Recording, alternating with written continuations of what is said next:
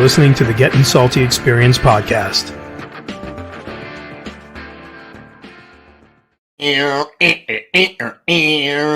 away we go. Welcome back. We're back. I got to sneeze, Coop. I got an itch. Hold on. What we got? A free trip. Oh, sorry. Oh, bring that up. Oh, I'm sorry. Welcome back to the Get Salty Experience podcast, the only one where we break Pete's balls till he cries. That's right. That's the one and only self-proclaimed best podcast. I got another itch. Hold on. What do you got? Okay. Dick. Yes, dickhead. Look at his face, man. Pete's going to use all his tools. Pete made the mistake of telling us in the pre-show not to talk about something that really bothers him. We're like, okay. But, no problem. Hold on. Does this Cheetah Shut want... up, silly woman. Does she want this limping gazelle? I mean, really? Oh, my God. Anywho, welcome back to the self-proclaimed best podcast in the whole wide world. It brings you the real Firehouse kitchen table right to you. Exactly. How are you, Pete? You getting Doing ready? great. Good for you. Fucking beautiful. Yeah, he's just great. What could be better than this? Better than this? Taking abuse. Yeah. Oh, Yep. Even our guest was jumping in there, bro. He had a Fucking firefighters. my You're all the name's same. James. I don't like when you call me Jimmy. yeah. Okay, Jimmy. You're all All the right, same. You're Oh, all that the was same. Polio. Don't call him Jimmy. His name Oh, is yeah. James. Oh, You got the Met jersey on? What are you doing? I do. Let's go Mets, baby. You showed me your Ranger jersey back there. I mean, I don't want to throw it on because I took it off and then they won back-to-back games, so I've been keeping it off. But, you know, All I right. don't want to brag or anything, you know. I don't want to say the Flyers suck or anything like that. Oh, my God. No, Oh, my don't God. say It that. could be from tonight. Philadelphia or something. You know, I And don't that- Someone might get listen, offended. And he might get offended. So he'll tell us Oh. if he gets offended by that. He absolutely will. He'll let us know. Well, we had a great Oh, my Memorial God. Day. How was your Memorial Day? My son got me this for my birthday. So Very nice, very nice. Yeah, very nice. Did you get one that fits or? Yeah, see? Oh, good for you, Pete. Oh, Pete, I told you in the pre-show. Don't make fun of me. I get very upset with that. Don't say that. Angry. It hurts my feelings. What'd you guys do for Memorial Day? It hurts my feelings. Oh, you celebrated your birthday. How'd your birthday go? Oh, it went fantastic. Beautiful. My wife and I and the kids all went out to a Mexican restaurant. And You got tequila up? Tequila, and they had dances and feathers with their heinies sticking out and running all Really? around like crazy. It was the food was great. The service was great. Yep, Margaritas in Long Beach. Excellent place. Margaritas. Lovely. Is that the place in the West End? Nope, East End. Ah. And then the next Did you night I feel went your out face? the next night I went out with my twin sister and Rabbit. And we went for sushi. And I drank myself silly there too. I had some so 2 nights in a row. That's why I'm drinking coffee tonight. How about you, Lou? What'd you do besides watch the Rangers? Oh, and I went to see and I also went to see on Sunday Top Gun. I took we saw that all this the weekend. kids and a gaggle of their friends. We went. Awesome movie. Awesome. You saw it, Pete? Yeah, we saw it this great. weekend too. We were up in like Hudson, New York, upstate, way upstate, at a place called Troutbeck. So Felicia had a pop-up shop there, and we just chilled out. But I took the kids. Good to go movie, see, right? Top Well, Gun. one of the best. Awesome. You Sequels. feel Awesome. the need for speed, bro? I did, bro. The filming was a million times better than the original, and it was so realistic and cool, and it's a pro-America film. Finally, like no weird stuff, nothing weird. It was totally That guy doesn't age awesome. too. He still looks good. Looks pretty good. Jennifer Connelly looks hot, bro. Jennifer Connelly looking good, God. coming in clutch. Who was Goose?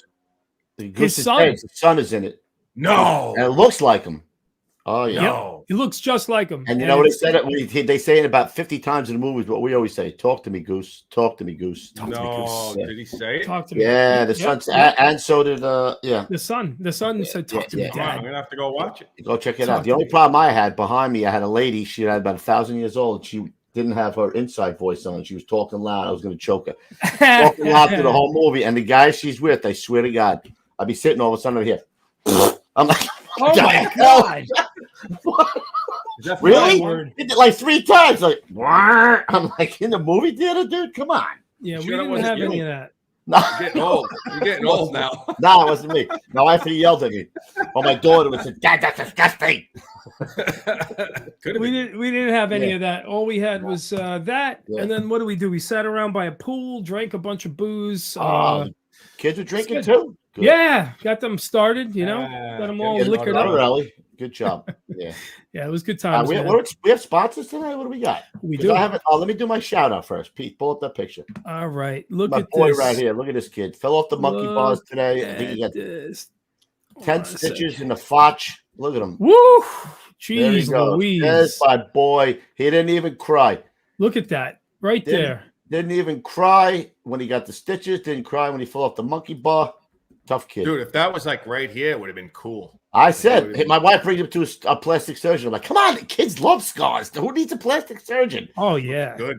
Now he's going to talk about it for the rest of his life. Ooh, I fell off the monkey bars that one time.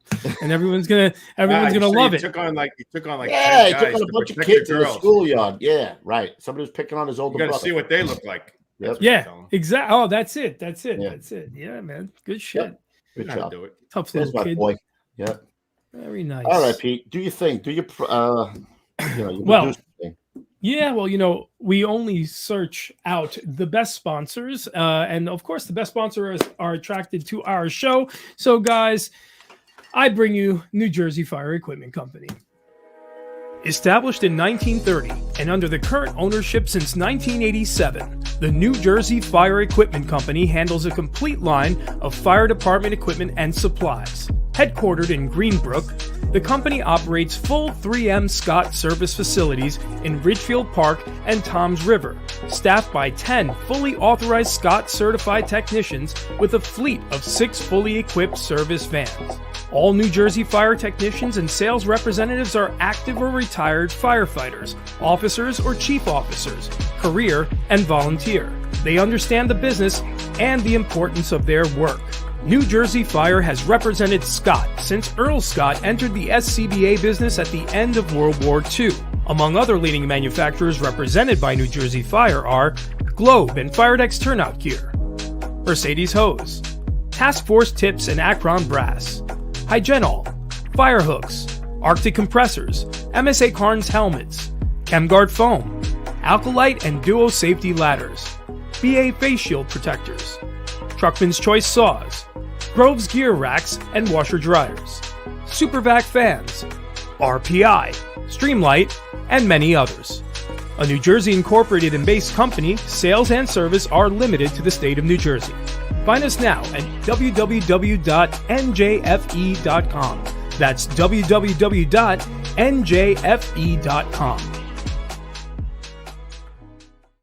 Nice. Good job. Yep. Hey, before we go any further, ALP, you Andrew ILP? Are you Jonathan? That's Andrew. That's Andrew ILP. It is? Andrew, I loved your dad. I was in Proby school with him, and then we were in the squad together. Loved your dad, bro. We've actually told a lot of stories about. Oh my God, I have so many more I can tell about Jonathan. Swear to God, you wouldn't believe the shit that he used to do in the firehouse. Great fireman. He was. Do me a favor, Andrew. Work on Grandpa. Get him on the show. Work on Grandpa. We're not afraid if we got to come across with some of this. You know what I mean? We got to throw some of this on if we gotta. See this? You see this T-shirt? We'll give it to him. Dude. Oh yeah. Well, Roof. If we have to, we'll send them on a free vacation. I don't give a shit what you got to do. With Pete. No, I didn't say it with Pete. Look at his face. That is wrong. And he did the wrong thing. All right, tell about the super chat because I saw a couple of people with questions already. Listen, we got to get the payola on it if you want to get your for sure. Guys, listen, if you guys absolutely positively have a question you need to ask, hit us up in the super chat, and that is the bottom right hand corner of the chat screen. There is a little $sign. You can give us anything you like, $1, whatever you want. It doesn't really matter. If you support us and support the show, or don't give it to us, that's fine too. Either way, we appreciate any of the support because you guys are our #1 sponsors, as always. And also, guys, head on over to gettingsaltyapparel.com, where you will find the first Do It Your Old Ladies Box T-shirt. You know, a classic, now classic. Hats, mugs, hoodies, mugs. Put your name on it if you want. Exactly. We can laser print on most items, so don't be shy. If you want to help out, give one of your firefighter friends or family a cool gift, head on over to gettingsaltyapparel.com. Wow. Did Andrew say he's got 2 young kids of his own already? He does. I saw that. Jesus Christ. What does that mean? That you're old, Ruffy? God, holy. You're older than me, punk ass. I am. That I am. Ouchies. All right. Are you going to get this guy on? Let's get him on. Let's bring him in. He's tired and half asleep down in the backstage. I can see it. We got a guy, hard charger from Philly here, bro. Listen, he's not more. We knew an Eric Allen in the squad 18. Rest his soul. He died on 9/11. But this is the Eric Allen from Philly, hard charger from Philly. Let's bring him in here. Eric Allen, Philly firefighter. There he is. Nice. Look at him, fresh as a daisy. Welcome aboard, fella. How you guys doing? Good. Flyers suck, by the way. A quick shout out to free vacation. Hey, Eric, get a little closer if you want to tell people, and so we can hear it. I saw it. He said free vacation. I heard it. Listen. Yes, dickhead. All right. Before Susie loses her britches, will you do the pledge for crying out loud? God help us if Susie loses her britches, ladies and gentlemen. Susie gave me a couple of happy birthday shout-outs. Thank you, Susie. All right, Susie. All right, ladies and gentlemen, as we always do about this time, the Pledge of Allegiance. I pledge allegiance to the flag of the United States of America and to the republic for which it stands, one nation, under God, indivisible, with liberty and justice for all.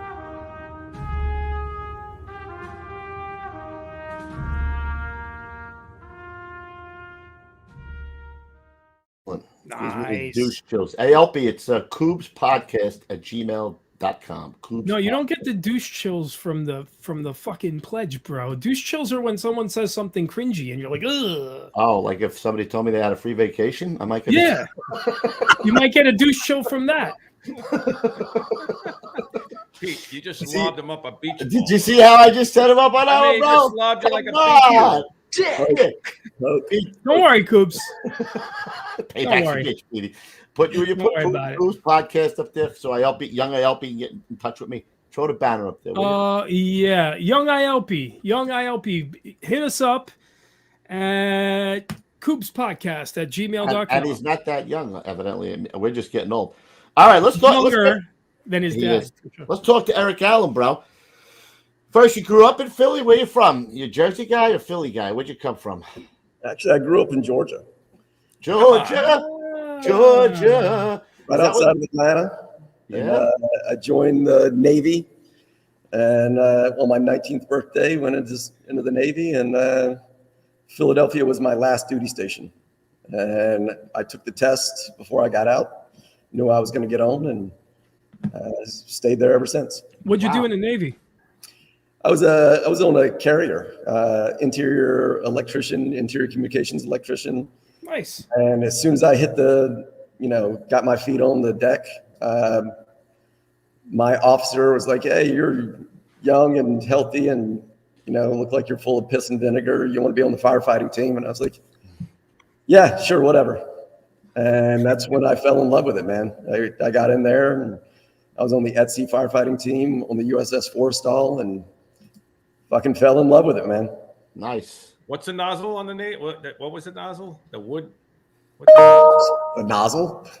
There's a special nozzle that they used in the Navy. They had a couple of different nozzles. They had one that had a spray or a... Yes, that was the one. Yeah. That they would throw over your back or stick it into a room or something. That was the one. To throw in a little bit of, get some water in there and they'd close it back up and then they would wait for it to cool down. So. You're on the Rockwell, baby. That's what it was. You're on the Rockwell. That was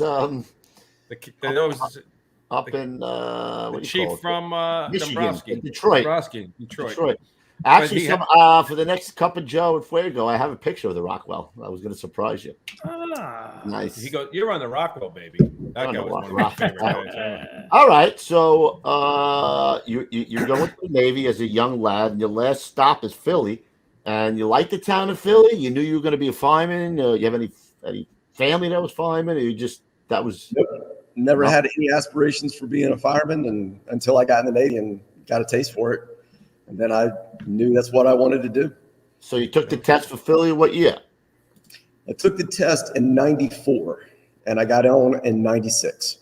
Oh, all right. What out for 2 years, odd jobs and bullshit, waiting on getting on the job and got on. Did you take Atlanta?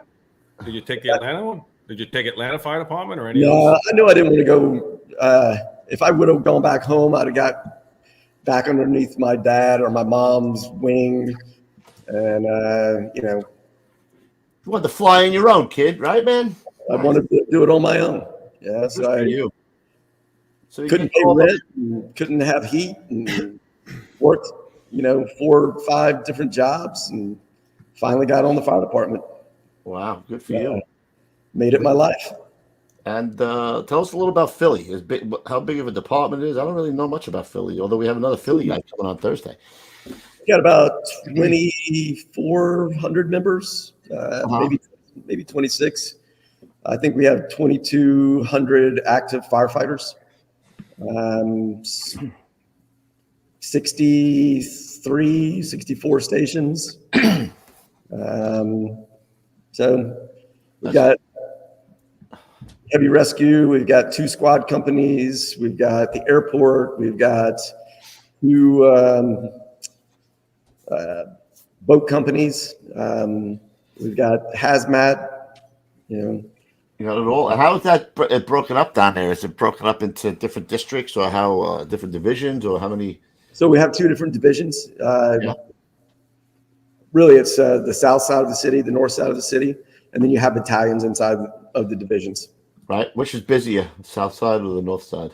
Well, depends on who you're talking to. So you were, what were you, a South? Well, I know what your companies were, but I mean, what were you, a South or a North Philly? So I started off as a South Philly company, Engine 11. Did not spend a whole lot of time there. I was there for about 8 months, just enough to really learn how to get out of there. And they say that's a North or South? It was a South Philly company. Okay. I've pretty much been in South Philly my entire career, South and Southwest. Were they a single company? What's that? Were they a single company? So Engine 11 was a single house with a medic unit. Uh-huh. Then I went to Engine 24 for 7 years, which was a great house. Single house with a medic unit.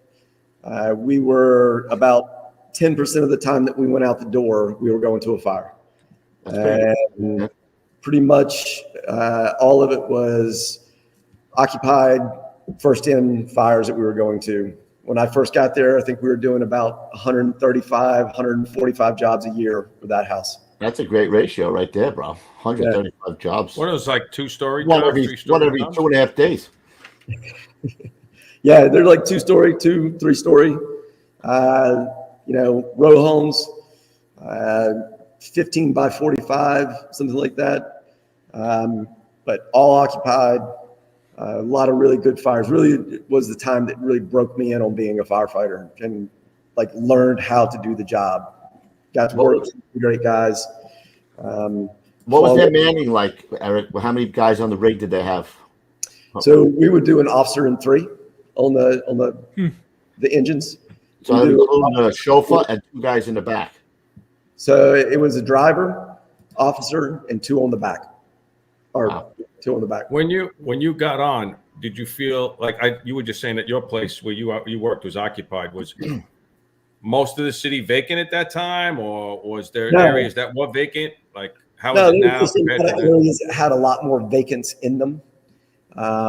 Southwest Philadelphia, some of the areas in North Philadelphia, there were a lot of vacants. There was a lot of fires in those areas before I came on, like some really, really heavy fire load times, some of the busiest departments in the country at one point, busiest firehouses in the country. And then all of a sudden you've got what we call, South Philly singles or North Philly singles, which is you got row homes and you've got, a fire that burnt one house down on one side of it and another house down on the other side of it. And now you got a single. So, like the Bronx. Yeah. Yeah. Oh, you know what, Pete? Let's rewind a little bit. We forgot to give out. This is like a pseudo show. If you guys don't know, we labeled it as what do you call it, Pete? Inventor's Corner. Inventor's Corner. Of course, Eric has a really cool invention, but we're also doing almost like a podcast interview too. So it's a little pseudo combo. So we do have a word. We do have a word of the day. Yeah, give it. Free vacation. Free vacation. No. The word of the day Look at his is face. Yeah. Philly fanatic. Oh, what happened to the other one? Which one? I thought what if you wanted to do flyers suck? Yeah, no, No? he's the guest. I'm not going to do that. Philly You know fanatic. what? Like, before we go back to Eric, I got to give a little setup here about how we're breaking Pete's balls about the vacation. But before that, I was breaking Pete's balls, and he was quick. He was on it. I couldn't hook him. And Ruffy's going, Pete, you've come a long way, brother. Look at you. He can't. I mean, I literally just said, you're finally getting thick skin. You're finally, after all of the time I know you, you're finally not biting. Yeah. And not then, even fucking 2 So minutes then, later. turning to my two friends that I've worked with for the past 2 years, saying, "Hey, I appreciate it if you just leave that out of the show tonight." They just dive right on it because they're assholes. You know what I mean? And even the guest got in on it. And I won't bust his balls. And I even won't bust his balls in the fucking banner. You know what? Hold on. I didn't say anything. Hold on a second. Wait a minute. You didn't say nothing. Oh, you did sneeze it. He did sneeze it. Hold on a second. I got a new word of the day. Flyers suck. There you go. That's the actual word of the day. I salute. I salute. Pete, really, that's 2 words. Welcome to the show. We don't make any sense. Dog pile on the rabbit. Did you save that one super chat for the end, Pete? Because somebody had a. I did. Yeah, I did. But yeah, I could do it now. No, save it to the end. Save it to the end. All right. Gotcha. Sorry to interrupt you, Eric, but we had to dive right in there. So, what about the trucks? What was their manning like? So it was an officer and 4. So okay. Officer, driver, and 3 on the back step. And what were their positions in the truck then? What? So we always rotate. So we don't have a dedicated driver, chauffeur, or anything like that. We're always rotating through those positions. So you got driver, you've got the up and over, you've got the inside hook, and you've got the Pac-Man. What are those? Explain those to me. Explain to me, Lucy. So up and over, you're throwing ladders. You're getting onto the roof, getting to that back position, opening up those back windows from the roof. So it's like an OV and a roof, man. A one, right, roof? Yeah. Ladders. Yeah. Okay. They go up on those porches, sort of pick the ladder up to the porch and put that up to the roof. Yep. So that's what we would do. We would throw 16s to the porch roof, 16 to the roof if it's 2-story. Right. If we don't have porch roofs, then we're either shooting a main or we're throwing a 28, 35, something like that to get up and over and get that back look at the back of the house. Pac-Man is making entry right away, usually with the hose company. Inside hook and the Pac-Man are going in. They're going to search ahead of the hose line if they need to. They're going to make all that entry. They're going to start opening up that place, really getting that primary search as they're going in. Driver, if he's there, he's going to be throwing ladders or he's going to be putting the main up. And of course, the officer's going to be, dictating where and how things are getting done. Oh, so he's not necessarily going with the Pac-Man and the inside hook. So it really depends. Depends on what the chiefs needs and what position they are.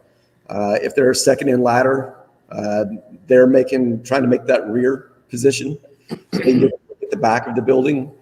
Going down dog shit alleyway or whatever that is, to get that rear position to start opening up the back, throwing ladders in the rear in case we've got people hanging out, whatever's going on there. And in the engine, so you only got 2 guys stretching a line. Does the officer help out with that? It's just 2 guys stretching a line. 2 guys.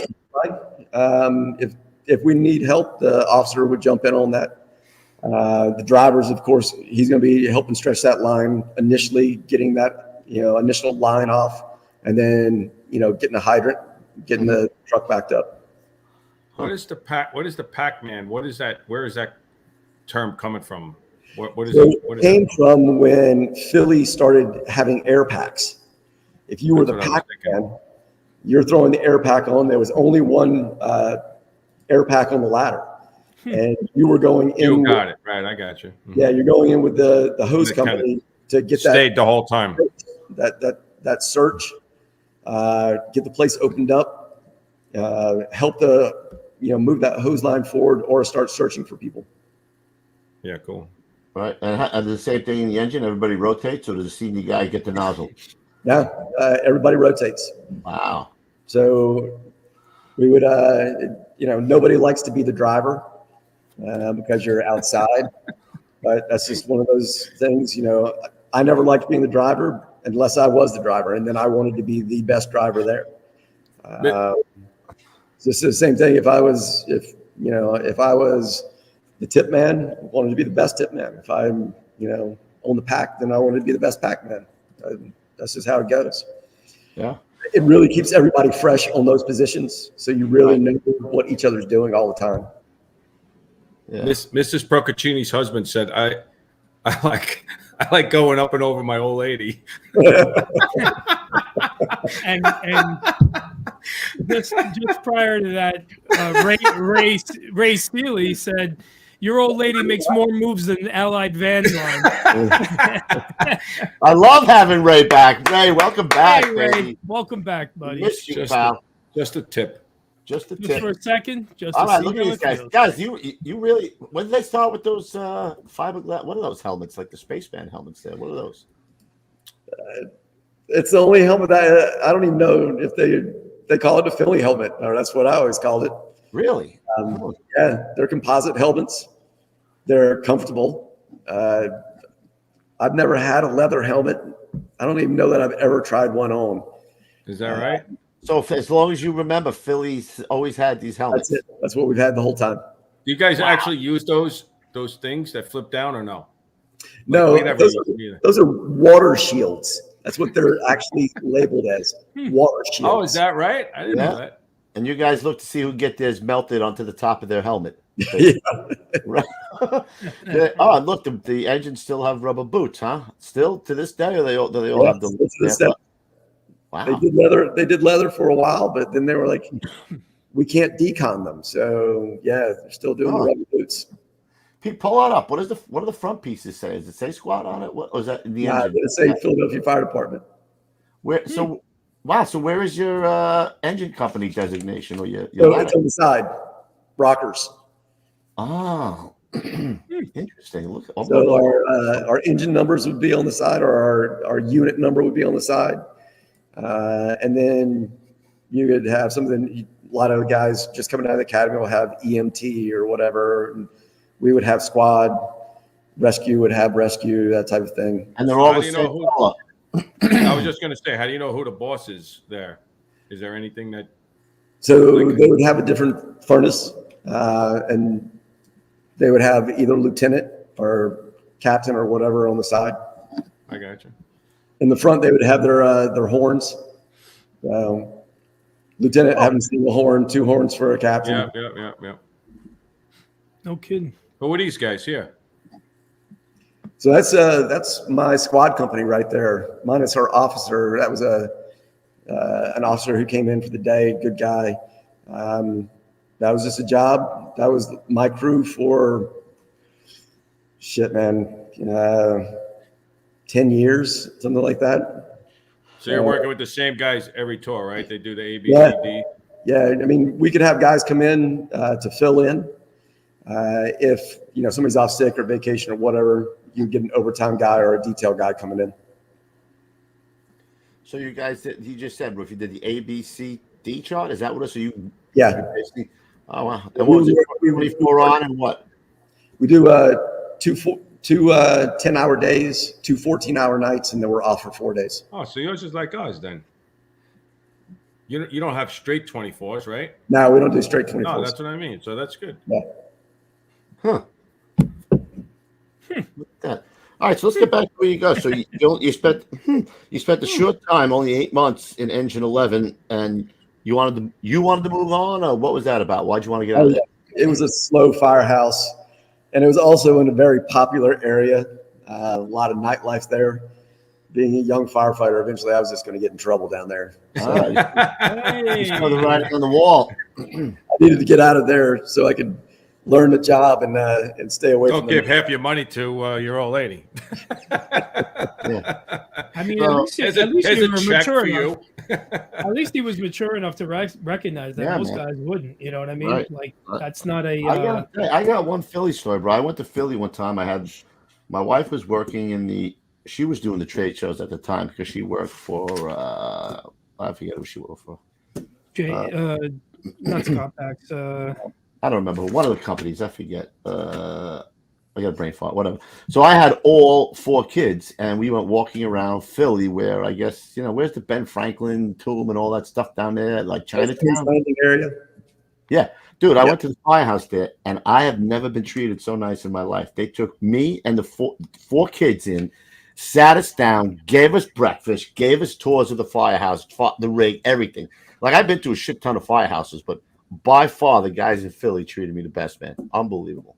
That was always really important to every firehouse I've gone to, every good firehouse in Philadelphia. If somebody comes to your door from out of town, that was always a big thing, is to treat those people very well, show them those hospitalities, bring them in, get them shirts or, whatever we can. It was always ingrained into me, from day one. You treat people who come and visit your firehouse very well. Yeah. You know what it is, though? I mean, and I agree with you 100%. We always did the same thing.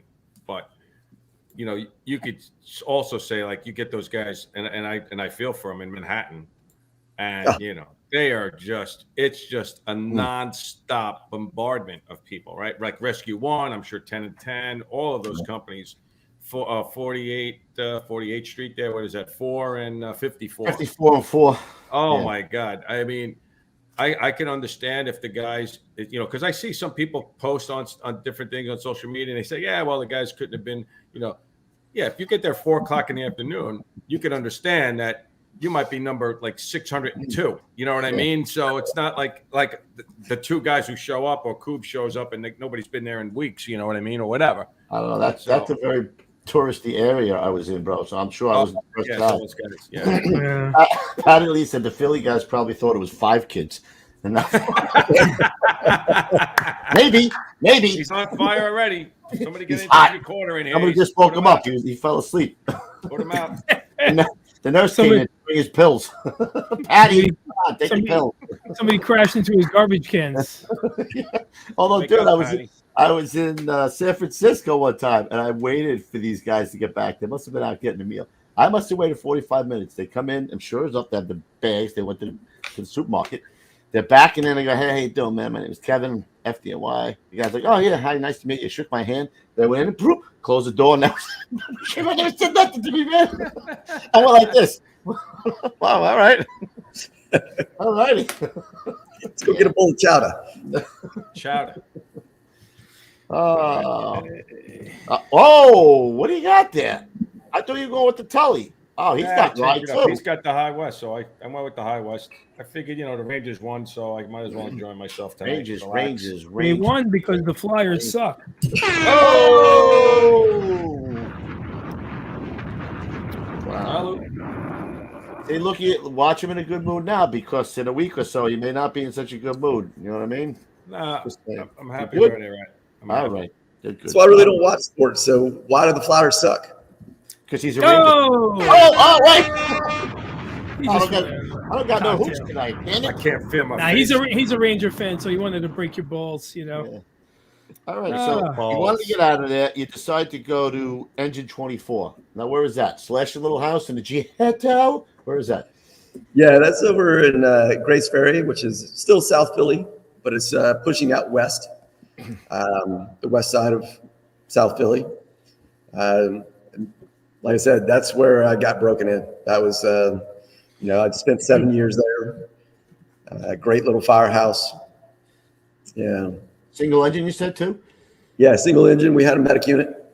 So, it was you great. rotate on the medic unit, or those are just medics? It's not like other firehouses where you rotate on the medic unit. So we did rotate onto the medic unit. For the first 13 years, you were put in the rotation where you have to do, time on the medic unit, so much time per year to keep up your CMEs or, whatever your educational credits are. And then after a certain amount of time, it was about 13 years for me, they offer you an out. You can not work the medic unit anymore, but you're not allowed to work overtime on the medic unit anymore. As soon as that came up, I was out. I got off the like overtime, I'm out. I got other ththings to do. Go cut grass or something. Something like that. Yeah. So there, I'd already wanted to get into special operations for a while. Yeah. Used to go and just be a house mouse over at Rescue One, just play with the equipment, learn how they did stuff. And then Philadelphia went from the good old boy system, getting into special operations, to a formalized special operations course. And then I was able to, I knew that it was coming, and they were going to offer it to the guys at the firehouses that they were going to put the squad companies in, which was Squad 47 or Engine 47 at the time. So I transferred to Engine 47 because I knew that's where the squad company was going to pop up. Were they doing good work there, though, before it became a squad? No, not really. No, it was really only it was a perimeter firehouse to Engine 24, but probably did a third of the work. So, 40, 50 jobs a year, something like that at the most. What were you doing at 24? Were you doing a hell of a lot more work in 24? At Engine 24, we were doing anywhere from, I think our best year, we did about 175 jobs. Wow, that's good. So that's really where you learned your craft there, right? Yeah, absolutely. That's where I learned to be a fireman. So did you go to a truck at all? Did you get any truck experience before? I got a little bit. I would take some overtime, but I did not understand truck work. When I got to the squad company, I was really lucky. A couple of guys who transferred in to be on that, who were on my platoon, came from truck companies, and I got a completely new education on what truck work was. Did they allow guys did everybody transfer into 47, or there was guys already there who wanted to be in the squad, or guys left, or how did that work?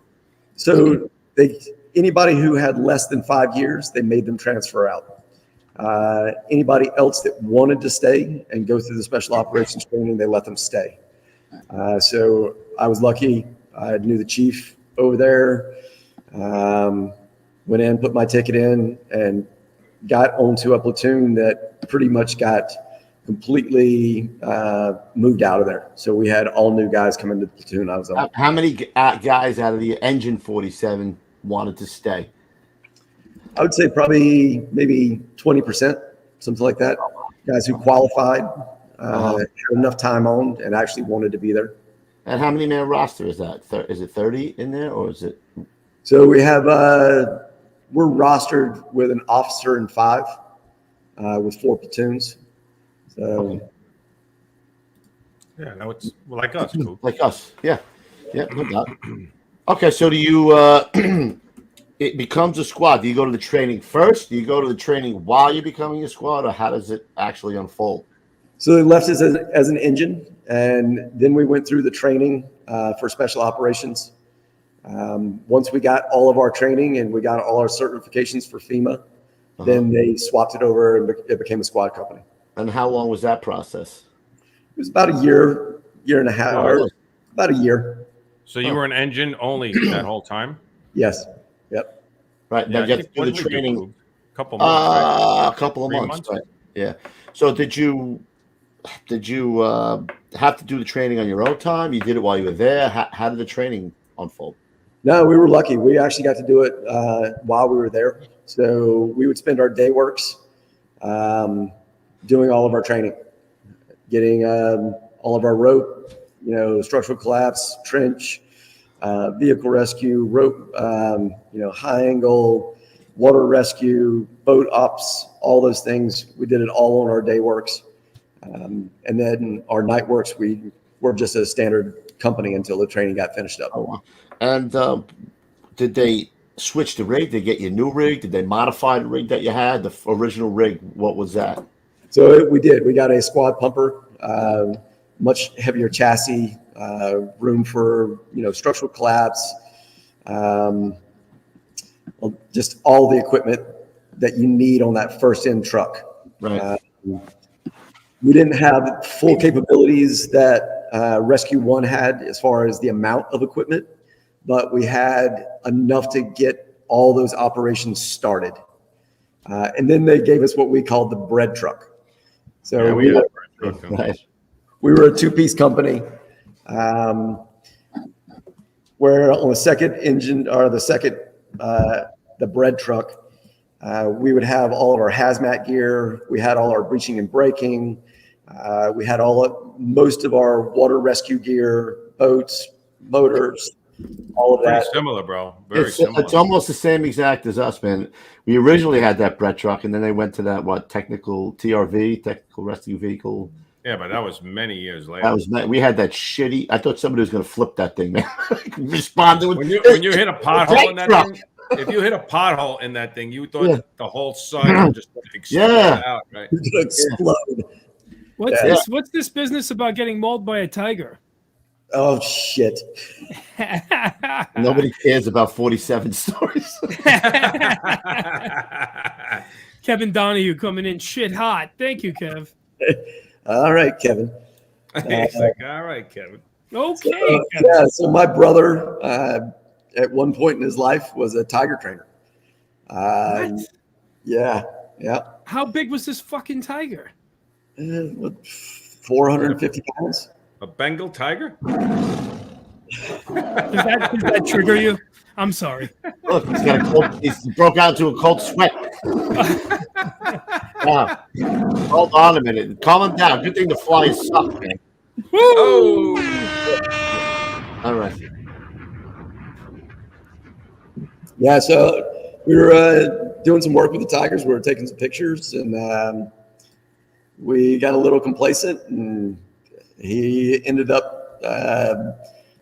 I don't think that he was really attacking me, but he did bite my leg. Nibble is the word. He was nibbling you. Yeah, I would say it was playing with you. He's playing. Except for that, he picked me up and ran me around the arena. Come on, for real? Yeah. I'm not that big of a guy, but I know when I get picked up and moved around. I mean, so he was dragging you by the leg. And... No, he didn't drag me. When he bit me, I put him in a headlock. What?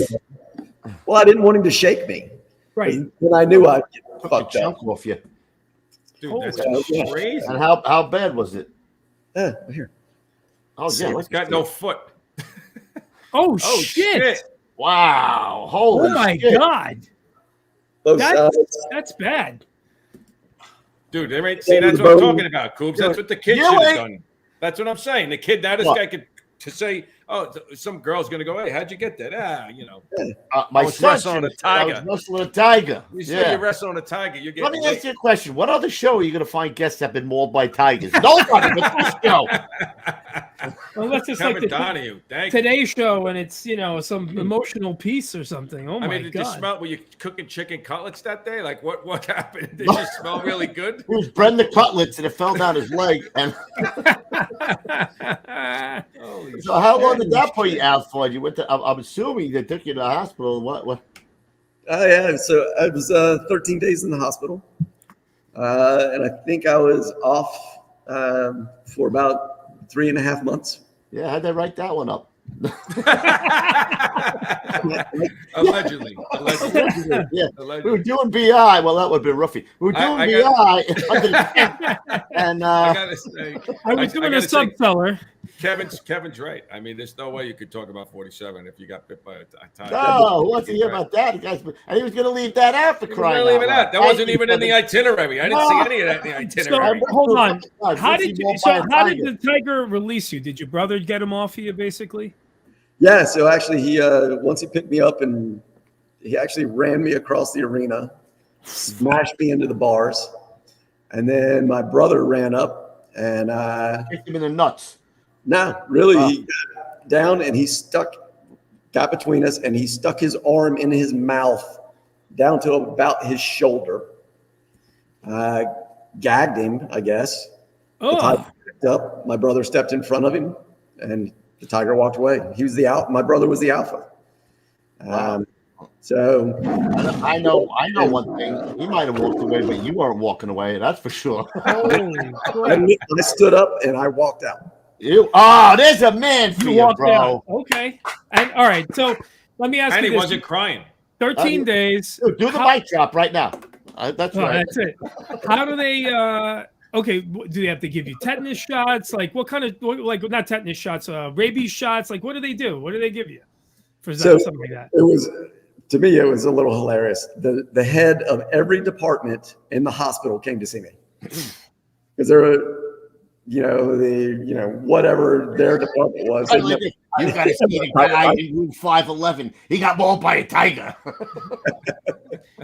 So they would come down and they were like, tell me what new things that they had to go through to have a tiger bite. And really, they said the antibiotics was pretty much the same as any other cat bite. They had to do a whole bunch of, looking around to find those things out. But really, it was not a whole lot different than anything else that they had done. But, they all wanted to come in and see it.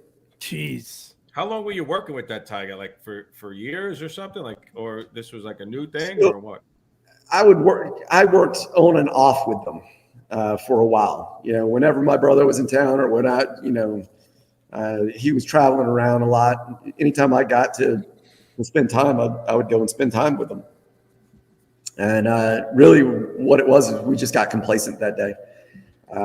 We did not pay attention that the tiger was uncomfortable for whatever reason it was. Going back and looking at it, really that's what it was. It was complacency. Yeah. Did they kill it? No. Good. You don't blame a tiger for being a tiger. That tiger didn't go crazy. That tiger went tiger. That's right. That Chris Rock joke. Wow. You would have think that you talked about a free vacation or something. The tiger went crazy. You dick. Correct. Did your brother ever get bit by it or no? Never had a problem. He's got a few scars. Yeah. Is he still doing this today? No. He quit years and years ago. Right. Oh, man. Was it shortly after you got bit, I hope? Or was he just like... No, he continued on for quite a while after I got bit. Shit. So he was like, you didn't kill him. He's fine. Let's keep going. Yeah. Man. What was the tiger's name, bro? Oh, shit. Asshole. Yeah. Yeah. I really don't remember what the tiger's name was. What about your brother? Your brother have a stage name? No, he did not have a stage name. Oh. Come on, I'm trying to set you up for a few jokes here, bro. You're killing me. So I got to ask, all right, so you're getting mauled by a tiger. Is it going through your mind like, holy shit, I'm being mauled by a tiger? Or is it just like, get this fucking thing off me? Or like, what's going through your head? The first thing that went through my head is, I'm going to have to call off from work tonight. No. God damn it, it's balls and bats tonight. I can't be there. Yep. Oh, my God. Yeah. But he didn't catch the junk. He didn't That's what I would have been like. I would have been like, oh shit, how far is that? Oh no, I kept them moved away from the junk. Yeah, because you knew there was going to be ass coming your way. I mean, you get mauled by a tiger, there's ass coming your way. You know what I mean? I mean, Jesus. All right. Yeah, what's your name? I'm Eric, and I was. You're lucky it wasn't a bear. That's all I can tell you. No, bears are worse. They're assholes. They hold you down and eat you alive. The tigers, at least they kill you first. Does tigers have nipples? Could you milk me, Greg? I have nipples. I got Eric. I have nipples. Can you milk me? Yeah. Oh my God, dude, that's the first time I've ever talked to a tiger mauling survivor. Yes, we got it. What is that really good for? Ratings. I don't know.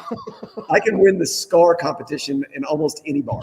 Okay. Nice. So what they have to do? They have to stitch. How many stitches did you get? They had to take skin grafts.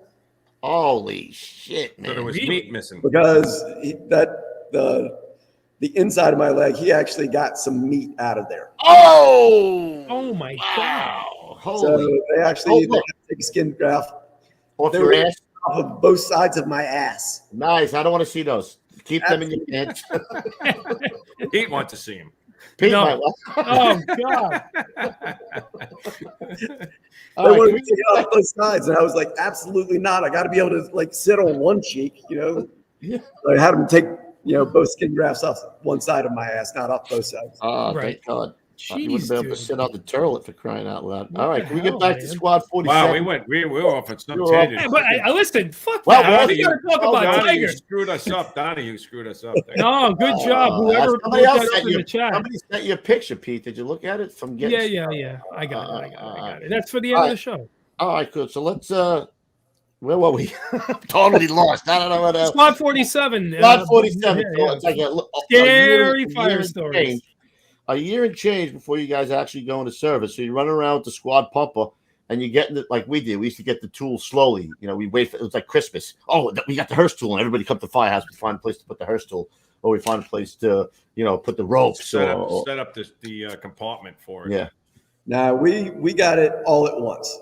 We got the engine, the squad pumper, and all of the equipment all at one time. It was all sitting out on the apparatus bay, and we weren't allowed to put it on the truck until you're a squad. So did they have a ceremony where they made, where they officially you're a squad? Nothing. It's like put a shit on the truck, go to work. Time to go. What was the other engine company that they made into a squad? Squad 72. 72. There's still squads today? What's that? There's still squads today? Yes. Yep. Who does more work, 72 or 47? Who does more work, Eric, 72 or 47? 72s is a busier company, and they were a much busier company before we got made squads. But they do probably, I would say, 3 times the medical runs that we do.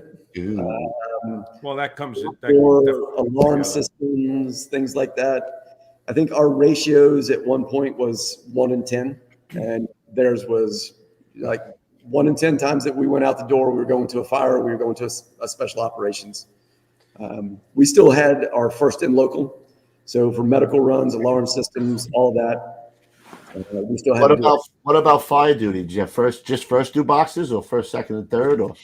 So if we were first or second in, we would stay as a first or second in engine. Right.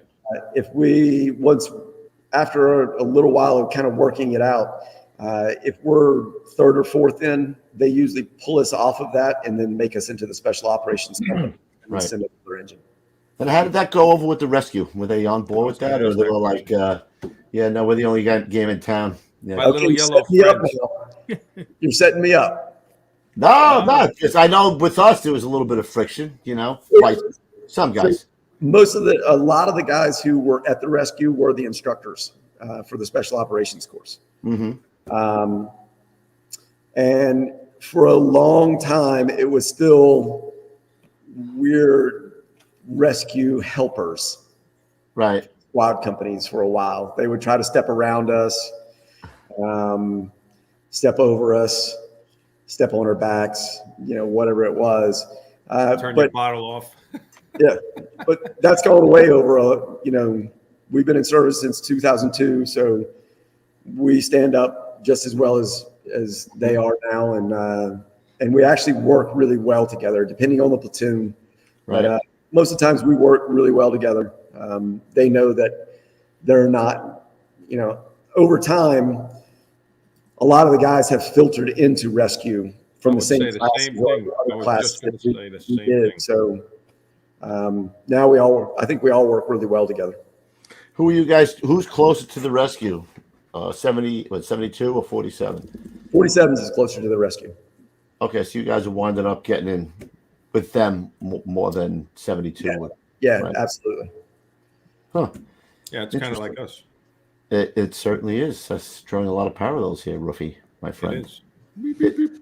It is. I'm trying to think of my next question because it was a good one and it just ran right out of my head. I don't know what the hell happened.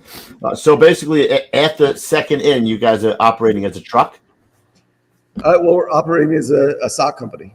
So we'll show up, and then we are at the discretion of the chief. Whatever he needs.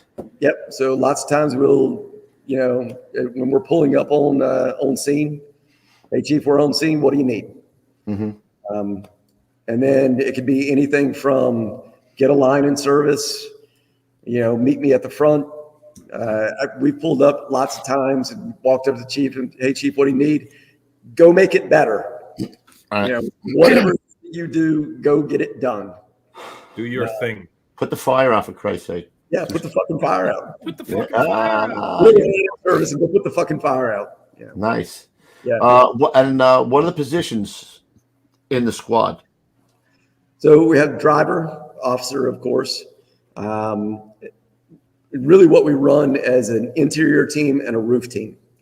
And that can get broken up a lot of different ways. If we pull up, if we've got a dwelling going, we might go and check the Bravo and the Delta. Go and open that up, see if there's any extension there. We might get put in as an interior team and a roof team. And again, we might all get put into one area depending on what the chief needs. Would he ever tell you to stretch a line? Oh yeah, absolutely. Yeah. Get a line in service, get up there, give those guys a hand, go get the place opened up, get that roof opened up. Very similar. I wouldn't say that we were giving the ability to freelance. I think I was a freelancer. I know that's a bad word. But I had a captain, one of my captains, when he was moving on and becoming a chief and the new captain was coming in, and he told me he was telling all the guys about, telling the new captain about all the guys. And he said, well, what about Eric Allen? And he said, well, if you ever can't find him, just look at the busiest place on the fire ground. That's where he's going to be. Nice. So I definitely had a little bit of a reputation for pushing forward. They never thought about opening another rescue? It's always the one rescue was enough, or? Actually, there's a lot of rumors about that right now, about a rescue too. Ooh, goodness gracious. There were some rumors around doing away with the squad companies and making them rescue companies. I'm a little out of touch with a lot of that right now because of, I'm still assigned to 47s, but I got a couple of injuries. I was off for almost 2.5, maybe closer to 3 years. And when I came back, I started teaching a lot more. So right now I'm assigned to the field training unit. I'm temporarily assigned to the academy and loaned out to the field training unit. And right now I'm teaching some programs that they're letting me design. Now, when you say that they're going to turn the existing squads into rescues, so they'll have 3 rescues, or combine the 2 squads to one rescue? It's a rumor. I like rumors. Yeah. I don't know what one thing is or another, but until it happens, I don't believe any of it. And if you were, let's say you were 8 to 10 years ago, is that idea intrigue you? Would you like to go to a rescue, or you prefer to stay at the squad? No, I'll stay at Squad 47. I got invited to come to the rescue a couple of times. I opened up 47s. I'm, if not the senior man, one of the senior men there. Charter member too. So yeah, charter member, baby. Charter member. There's nowhere else that I would want to go other than teaching. And how much longer do you think you're going to do that, fella? What do you got left in the tank? Well, I'm at 27 years right now. I just went in the drop program. So I punched that ticket about a month ago. So I can only do another 4 years. And is that where you're going? What's that? Are you going to stay the 4? Or? It really depends on the business. if the business goes the direction that it's continuing to go, then I'll consider leaving. But it's really hard to think that I'm not going to be a fireman. Right. Even though if I leave, I'm still a fireman. You always are. Yeah. But you got this to keep you involved. So, yeah. Ruffy, are you noticing my interviewing skills? How I'm segueing? Yeah, I know. You're see that? I'm filtering down the road. You're going right into. You might be asking, audience, down the primrose path, as they might say. You might be asking, audience, what business is that? Go ahead, ask me. What business is that? What business is that? Oh my, that's monkey business over there. That's a guy full of. That's a white ass teeth there. I can tell you that much. They went to a good dentist. Commercial for. Oh yeah, you got to get that dental program right there. All right, so now let's talk about the business that you. Let's see, I have some notes here. Was it 12 years ago you started? I started building the product 12 years ago. And give me the thought process that went into what thought led to another thought, which led to a prototype, which led to, etc. So I was in the first formal SOC course, and I was a bit of a rope nerd. So I got to teach the next 4 SOC programs. And what I was good at was patient packaging. I was good with ropes. I was good at patient packaging, and I was pretty good at moving people. And one of the techniques is, moving a firefighter up a flight of stairs. And I remember the guys who taught me, and they were like, "Hey, this is the technique. You got to get your face down in their crotch. Go the legs over there. Do this. You got to do this." And it fucking sucks, but it's what we've got. So fucking learn it. And if you guys are, so smart for being here, come up with something else. So when I started teaching it, the light bulb went off. Well, not quite yet. We tried to come up with some things. It didn't work. But I found myself teaching it and saying the same thing to the students. And then I had that aha moment. And I was like, why am I telling them to come up with something else? I'm teaching the course. I should be coming up with something else. If this is the best we've got, and I'm telling them to come up with something better, then I should back up and come up with something better. So then I bit. It was a splinter in my brain that I had to pick out. And I really started studying the problem of what it is to move a downed firefighter. What were the real problems with moving a downed firefighter? And then I started just dissecting it piece by piece by piece and trying to fix each of those problems as they came up. What are some of the problems that you saw that you wanted to address immediately? Moving a downed firefighter, especially an unconscious, unresponsive downed firefighter, is one of the first ones is there's no rigidity in the body. You're moving a bag of meat or a bag of chain. Yep. Anytime you get a hold of them, they just melt all over to anything else. You can't get a good hold on anything. Another problem is friction. If we've got to leave the body on the ground while we're moving them, especially if we're doing a drag, it just, everything's working against us. And then snag hazards. We're covered with snag hazards. So if we move through an environment and we're not encapsulated in some way, we're just going to catch on things. Yep. So I just started working on those problems. Right. And the more I worked on it, the better it got. 6 years of R&D, from bar fucking napkin, which I wish I still had that bar napkin, to what we have now, which is I can get it, I can train somebody to come up to a down firefighter or a down civilian, have them packaged and moving horizontally or vertically in about 25 seconds. Completely fast, bro. That's fast. I mean, to your first point that you were talking about, like, people don't realize if you've never moved an unconscious person, like you said, it's like meat. 9 times out of 10, you wind up pulling them right out of their bunker gear. They're coming up with no clothes on, basically, because you nothing to grab, and everything just falls out all over the place, bro. Yeah. And I've been to a couple of them myself, and that's what usually happens. Yep. So, and what happened with a bunch of, firefighters in Philadelphia. We have the, Rising Sun Baptist Church job. We lost a couple of members there, and moving some of the best firefighters I've ever known. It took them 20 minutes to move a firefighter from the bottom of the steps to the top of the steps, and they had 8 guys working on it. We had firefighter Rubio and Captain Taylor, and it was the same thing. It took 40 minutes to get 2 guys up 1 flight of stairs. Wow. And then when I started looking at it and started really studying it, studying the Mayday project, studying a lot of these other things, we were right on par. We're right on par with everybody else in the country. It takes 5 to 15 people to move one, and it's going to take 15 to 25 minutes to move somebody out of that environment. How many guys does it take using your device?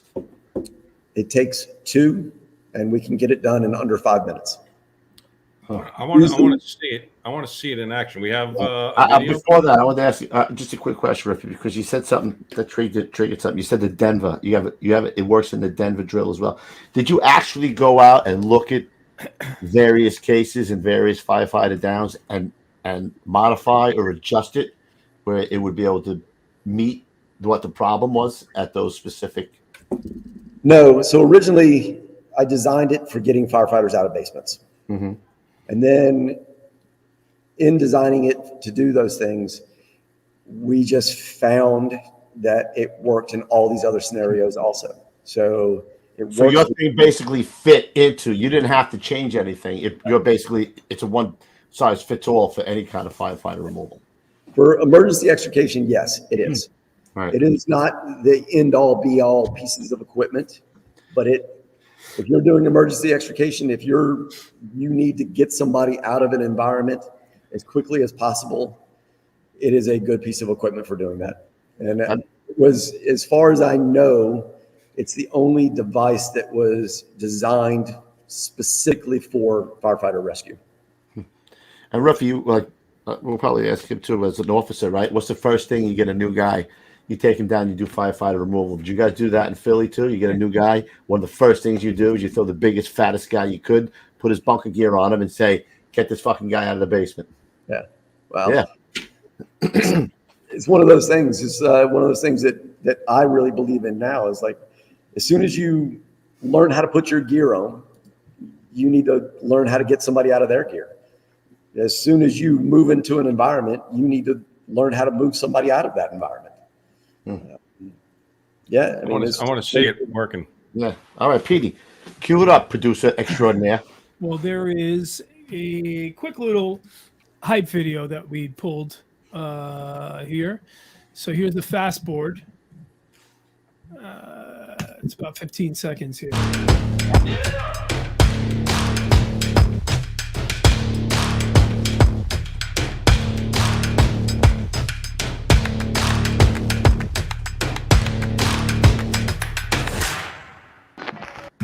That was a quick one.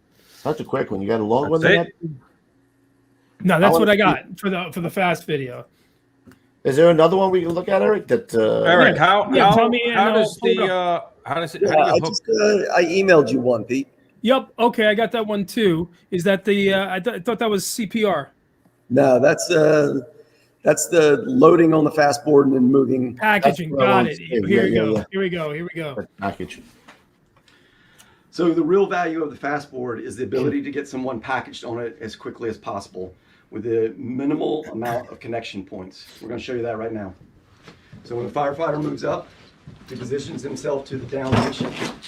He lifts off the haul system, which is connected to our lashing system. Here he's taking that outside arm, rolling the patient and sweeping that arm underneath him, getting him into position on the board. Loading him up, he's taking that front lashing system up and over him. The lower lashing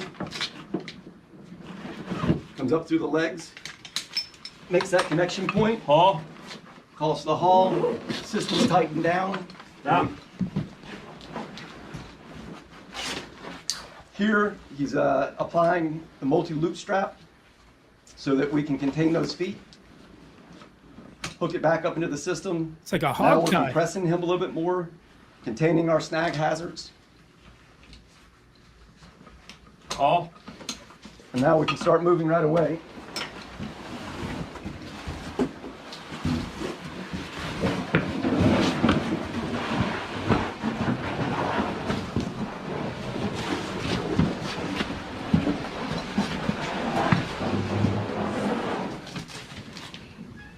What we're going to show here is the reason for the lashing system coming from the underside of the board and low on the system. So if we move to an object and it gets pushed underneath it, when the haul team starts pulling, it will push the board back and set it up on top of that object. And then we'll just be able to continue to move. 1, 2, 3. 1, 2, 3, haul.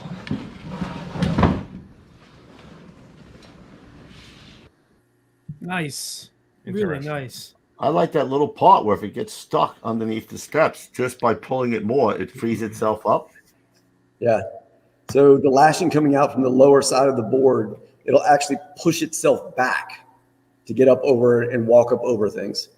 And that's really one of those points that it was designed for moving out of basements or moving out, to overcome the stairs. What I would say, what I like about it, is that you could put the guy face down, right? I mean, I was always keep it simple, right? So just looking at things, when you got to start pulling shit and clipping stuff, to me, it's never happening, right? I always felt like to find stuff is very difficult when it's hot and smoky and wet and there's water, all that shit, right? So it was always keep it simple. The less connections you have, the better it was. So the fact that you don't really even have to worry about because we always had to keep the mask as keeping them together, right? That's what you were going off of when you were lifting them, right? So you had to have the mask on. Most of the guys didn't have their belt on, so you had to find the belt, connect the belt, whether it was through the leg to create the harness to carry him out, because that's what you were using as a harness to carry him out or drag him out. Yeah, I like that. I had no idea it was face down. But I like I think it could be either way, right? Eric, I would imagine. You can package somebody face up.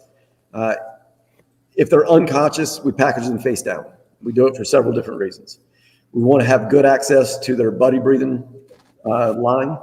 We want to have good access to their UAC if we need to top off their bottle. Right. It puts that bottle up high. So bottle is always the problem. Yeah. It's always been the problem. Right. It's always snagging on the stairs. It's always a problem. I'm keeping that face piece as low to the ground as I can in that cool environment. So if we've lost that face piece to high heat or whatever, I'm going to keep it low. It's also going to compress that face piece to their face. So as we're moving them out of that environment, if we're yanking and banking, I'm not going to start opening up that seal to the environment, to our IDLH.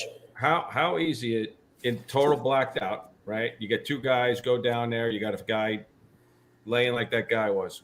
How easy is it to find that piece that comes out from between the leg to come over to clip into that thing, and then you tighten it with the pull strap? How that seems to me like that would be the toughest. Where you would waste, if you're going to waste time, that would be the time, right? Yeah.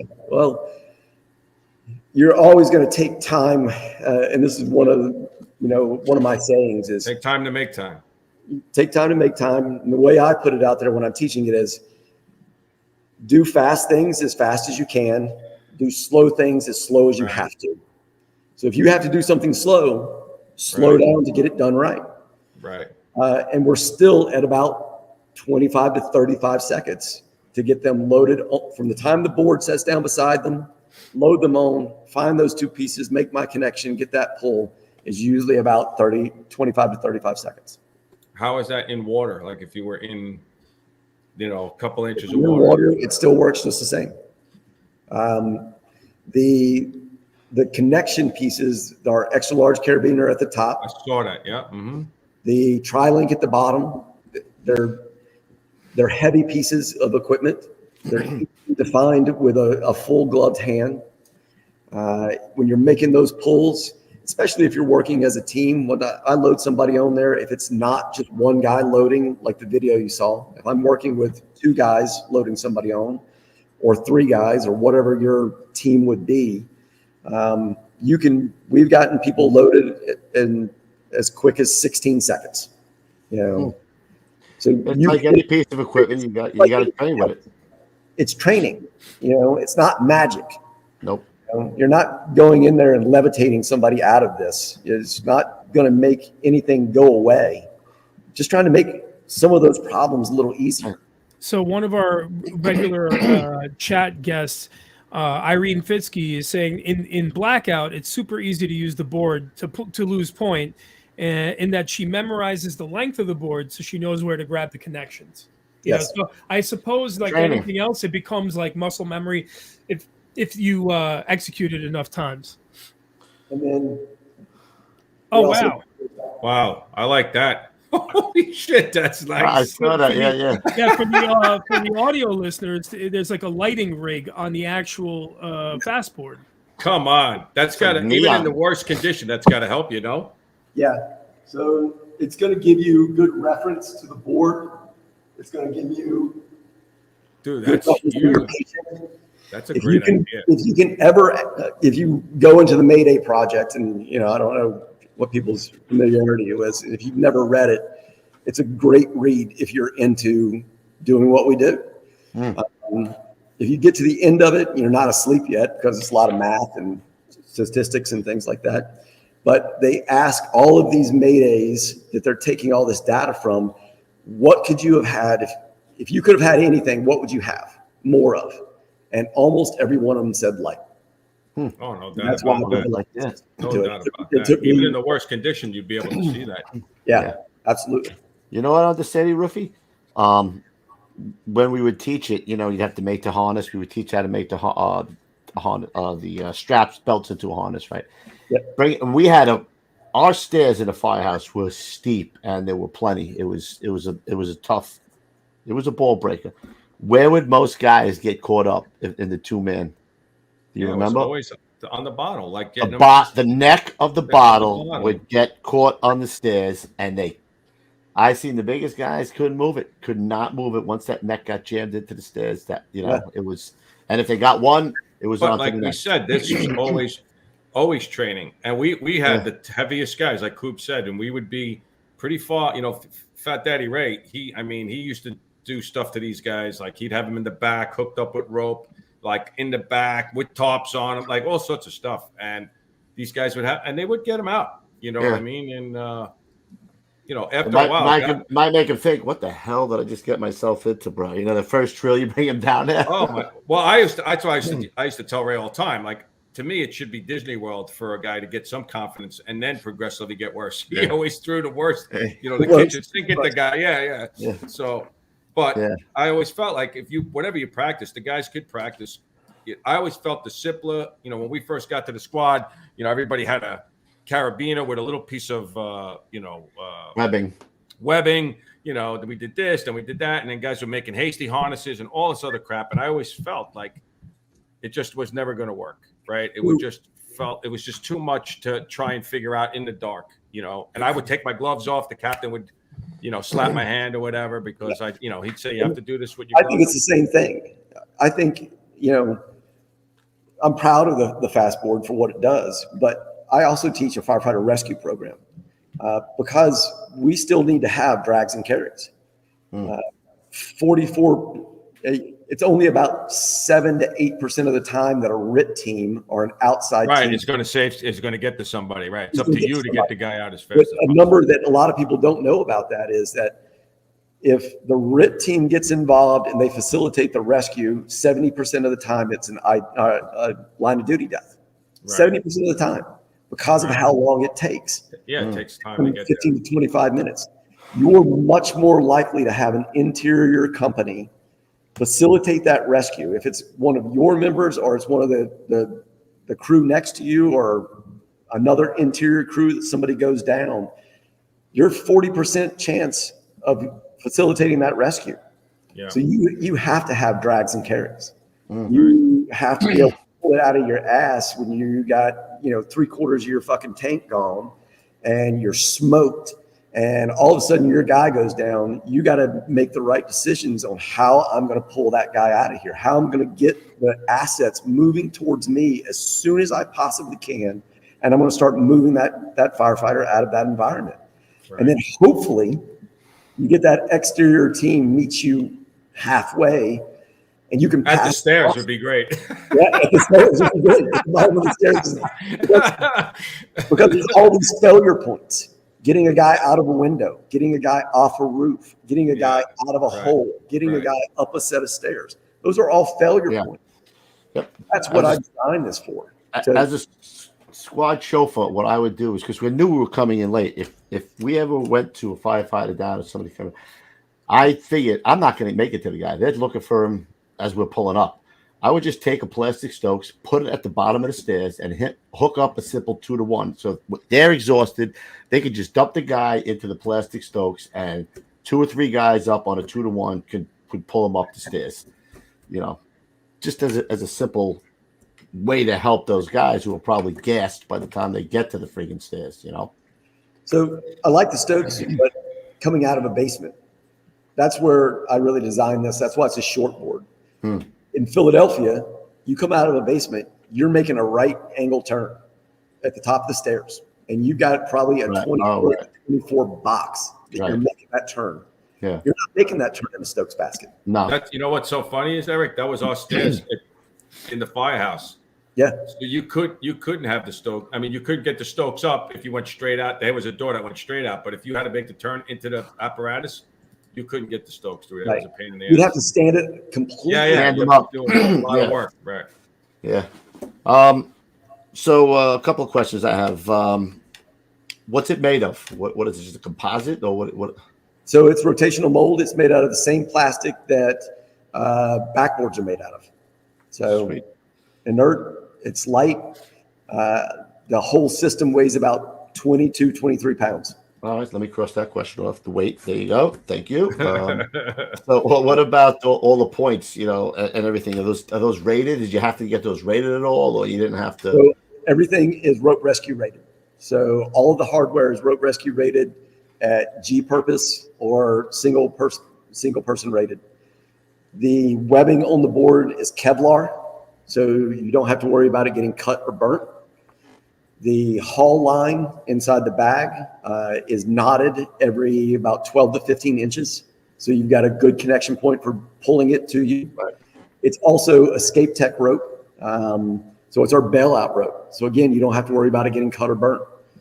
That was a real big thing for me with all these other rope rescue systems is all their webbing, all their line is Kermanel rope and nylon webbing.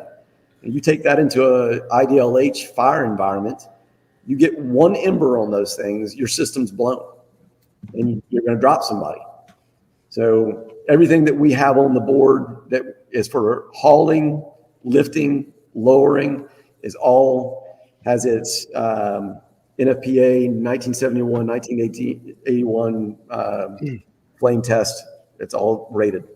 How about as far as reusable? Even if you haul somebody in it, you can reuse it as many times as you like. Or is it... All the software, if you get a really nasty situation, all the software can get pulled off.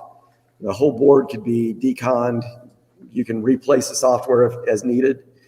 We've had them in the field for 6.5 years. We've had a couple of little minor problems that we always take care of, but we've had them out there and we haven't had to have any major replacement on pretty much anything. How many are out there, Eric, roughly? What'd you say? I would say we're in over 1,000 departments in the U.S. Oh, that's my question too. Wow. We're in 9 countries in Europe. We're in Taiwan. We're in Japan. We're in South Korea. We're in Israel. Are those Asian ones you make smaller boards? The Asians? Or not? He could say that. He's gonna. I know he's gonna say. As my Asian son looking right here at me. You got that picture of Taiwan there, Petey? I do actually. Hold on a sec. And while we were getting that up, I'm actually curious. Like, what's your customer service like? So, for example, let's say I get a board and it tears or there's an issue. Do you guys have a replacement? What do you guys do? If it's something that we can't say is not manufacturing or whatever, we fix it. I mean, if you drag the board or you run over it with the truck or you drag the rope underneath it, down the block or whatever, we're going to ask you to, pay for on you, buddy. Yeah. But if you come up with a problem, you say, hey, this is a problem, we fix it. Cool. That's it. Awesome. That's super important, as always. So that was Asians, Taiwan. Yeah, we went over to Taiwan twice. Worked with their fire departments over there. They are extremely hardworking firefighters over there. Really, really committed to what they're doing. Wow. You shouldn't have taken it to Taiwan because I heard they got their own now. They made their own. It's called a fashion. They're making it.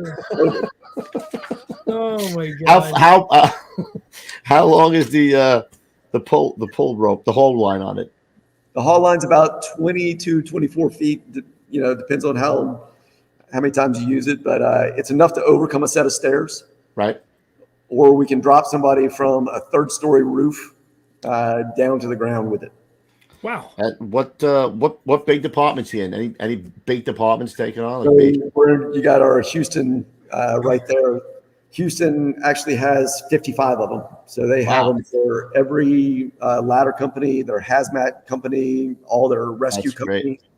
Yeah. How about those sons of bitches in Philly? They buy it yet, or what are they doing? What are they waiting for? There's a conflict of interest. Conflict of interest, really? Well, at least until you retire. You get out. Exactly.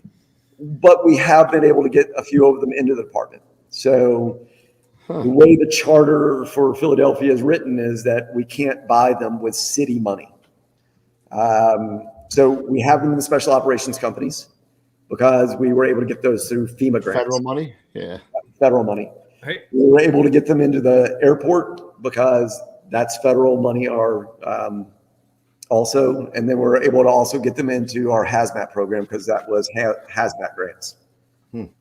So Eric, when you're pulling that strap, right? When you pull it, that's what kind of cinches down the person, correct? Yes. If you didn't use that strap and you were just using like a handhold you have to use the strap to pull it, then how would he be tied to the board? So if you were not going to use the strapping system, the lashing system, is that your question?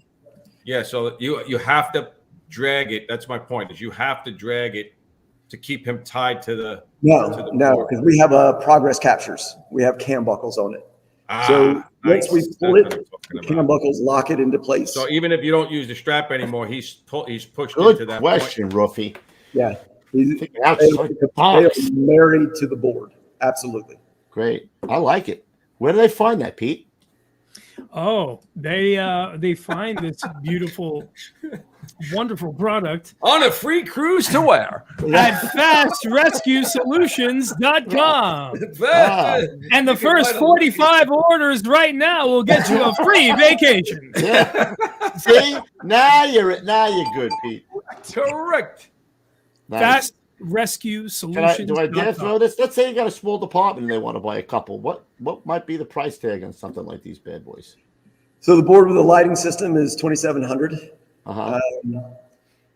Without the lighting system, it's $2,250. You got to get the lighting system. The lighting system makes such a huge difference. Especially when you're hanging it over the bar in the volley house. Oh man, forget it. You need that lighting system. That would make a big difference. So, but we've also gotten a lot of departments who bought them through grant programs. Firehouse Subs, Gary Sinise Foundation, Dennis Leary Foundation. We've had Walmart buy them for people. We've had Home Depot buy them for departments, especially some of these small departments. Yeah. Really, every dollar really counts to those departments out there. Now you do this yourself, or you got a partner? So I do have a partner. I have a business partner, thank God, because I'm not a business guy. Right. One of my best friends came into the business with me, was really the money behind the whole thing. And I get to be out there and be the face of the company. Oh, I like it. So when you say money, there's a lot of R&D, there's a lot of development of the board.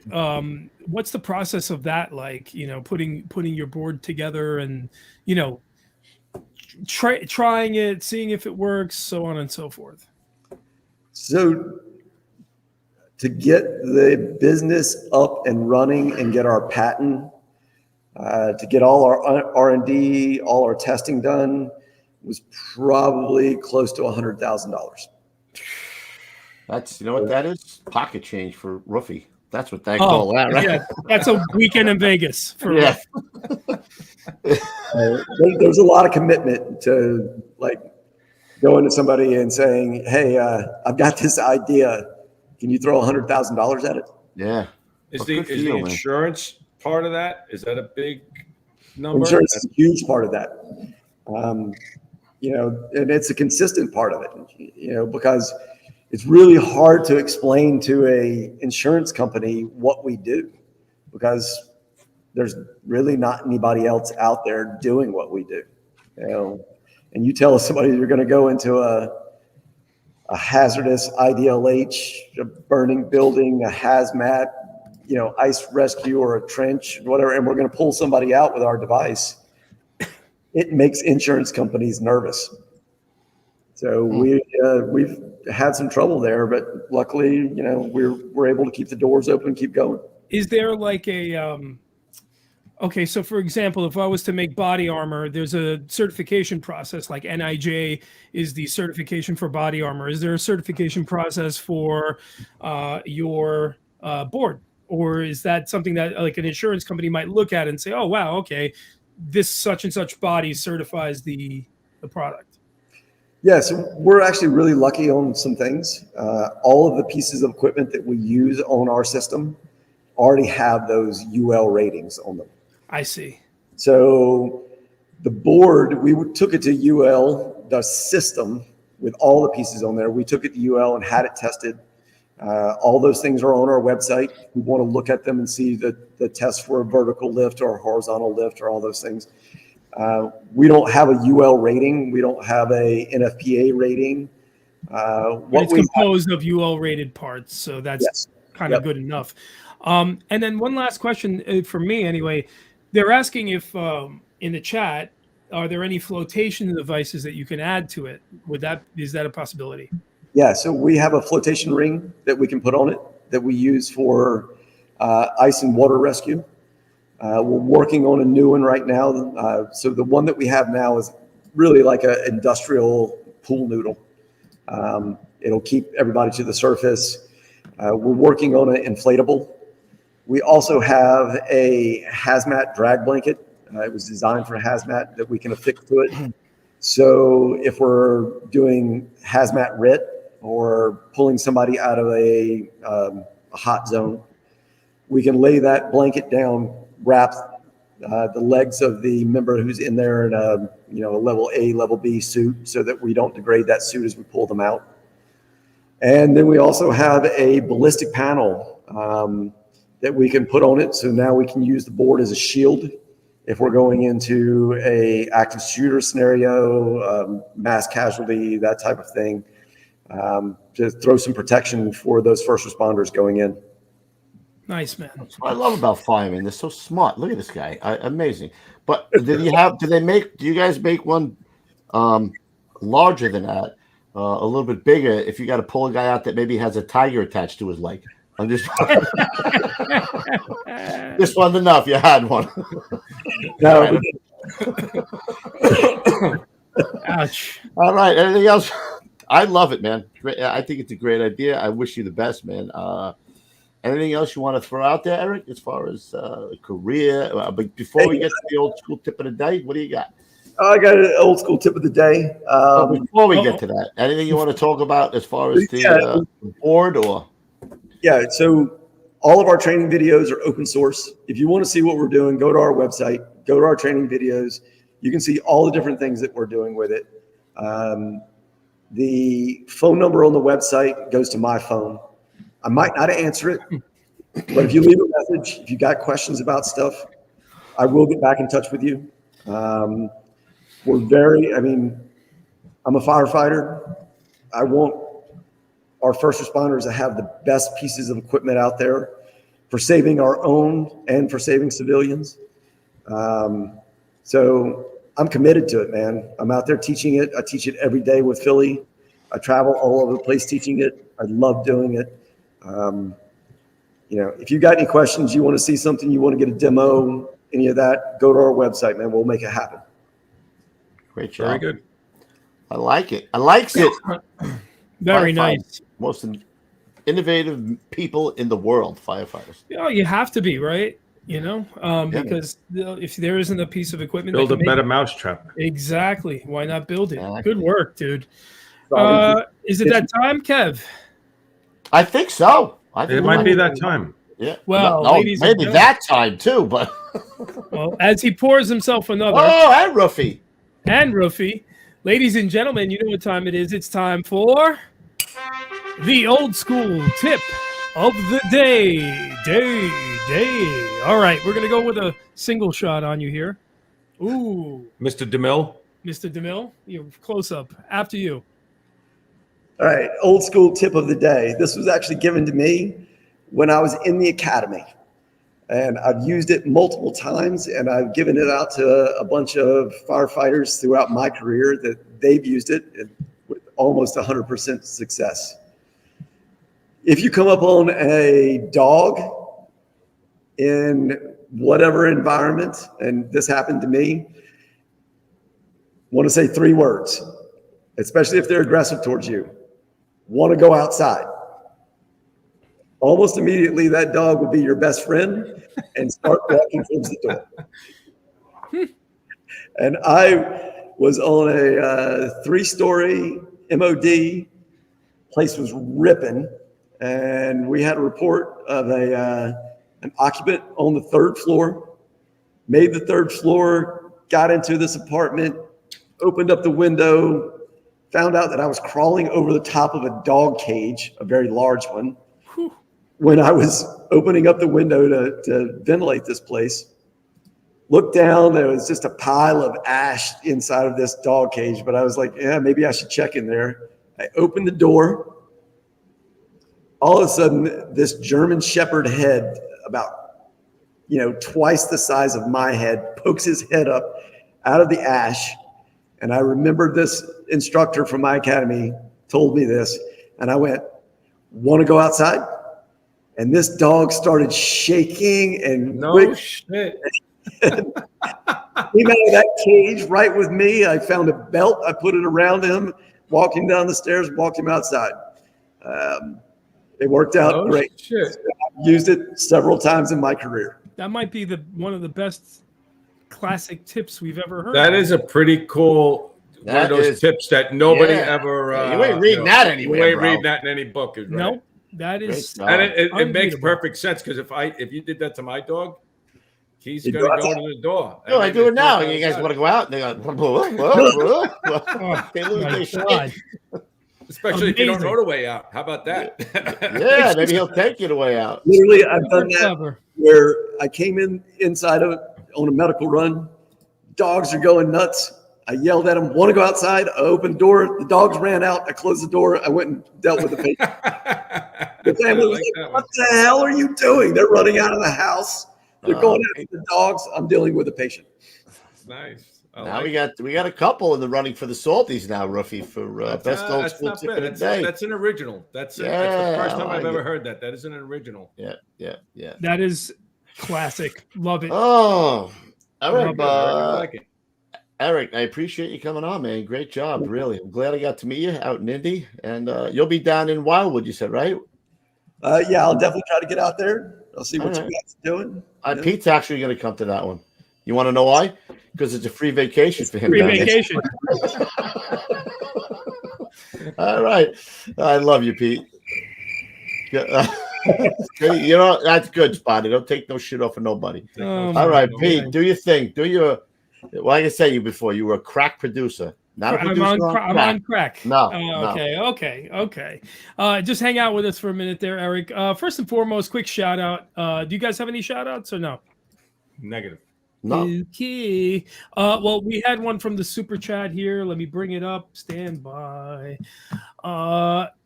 In the super chat. Super chat. Okay. This gentleman right here, we wanted to give a shout out to our senior man, Carl Thailander, who is riding Engine 1 for the last time after 31 years of dedicated service to the Fort Drum Fire Department. As the senior man, Carl has always been a leader and constantly training as he started his career at the age of 19 and has never stopped being a student of the fire service. Enjoy your retirement, Carl. Good job, Carl. Good job, Nice Carl. package, Carl. Oh, yeah, the package enhancer. Yeah. Nice. Best of luck, Carl. Good luck, Carl. All right. Take it easy, bro. That's first and foremost. All right, guys. And then the usual deal, audio guys. You can listen to this podcast as well as watching it. Watching it's so much more fun. But if you're listening, listen on iTunes, podcast, Spotify, wherever you can find it. We're on all the players. You may be at the gym. You may be driving. Your kids may be driving you crazy. Put those headphones on and give it a listen.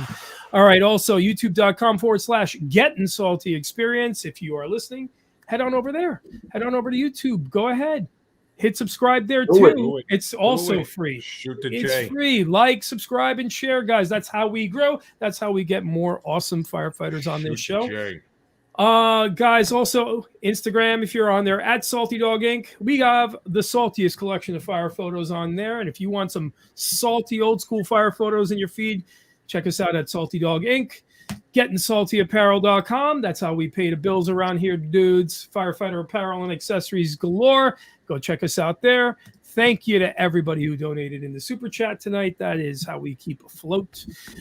We really appreciate that. We got to pay the bills. I mean, Coop's got that new high-speed internet. You know what I mean? We got to take care of it. Yeah. That thing is blazing. All right. Facebook, guys. Holy shit. We're over 42,000 subscribers on the Getting Salty fan page. We're becoming like a global Firewire. Lots of fun there. Check it out. And subscribe, because that's also free. All right. If you, though, want to advertise with our show, hit us up at gettingsaltyads@gmail.com. If you want to email the show for our Q&As, gettingsaltyexperience@gmail.com. And last but not least, for the Cup of Joe and Fuego, which is we need your helmet cam footage. And it doesn't even have to be yours. It could be someone else's cool footage, any kind of cool fire footage that you find on YouTube. Shoot it over to us, because we love seeing that stuff. Shoot to Jerry. Also, guys, helmet photos, mustache photos, rig photos, fire photos, father-son, father-daughter photos on a fire. Recipes. New the tonight's dinner. Picture of your dinner that you cooked at the Firehouse and the recipe for it, and tell us where you're from.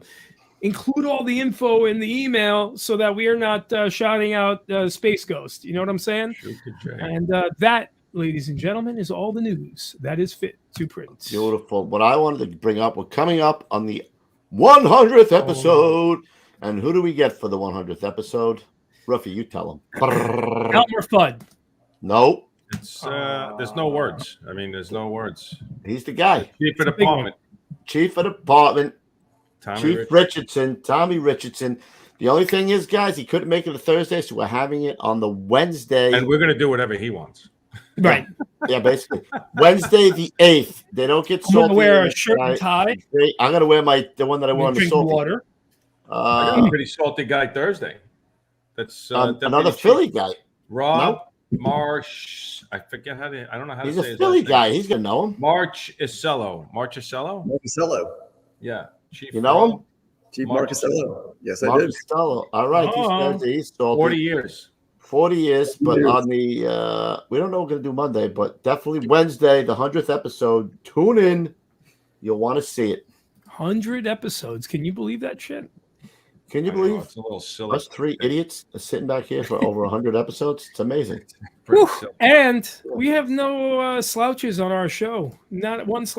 Maybe one slouch we've had. Maybe like. And I want to welcome Fat Daddy Ray back. We missed him. Speaking of slouches. Speaking of slouches, good one, Petey. Good one. You beat me. Wow! Look, somebody woke Pete. Pete, wake up! Oh. Petey, wake up. I'm like everybody says. That's not. Oh my God! All right, guys. Eric, great show. Appreciate you coming on, man. Thanks, Eric. What am I doing here? Have me on.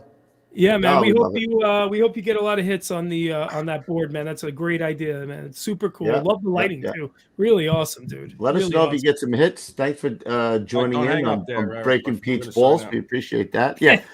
And that's all. All right, guys. We'll see you on Thursday. Yeah, we'll see you Thursday. Stay low and go. All right, everybody. We'll see you at the big one.